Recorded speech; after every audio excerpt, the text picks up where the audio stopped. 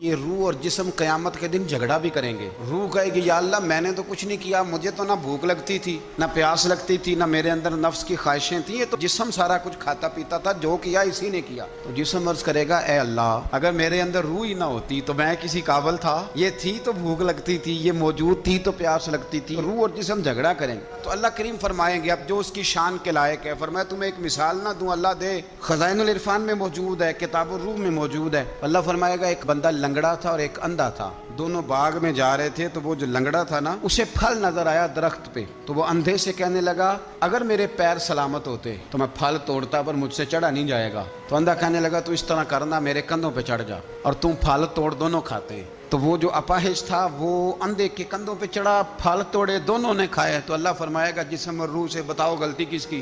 तो अर्ज करेंगे अल्लाह दोनों की। तो रब फरमाएगा तुम्हारी भी फिर दोनों की हुई है। तो जिस्म और रूह का रिश्ता है।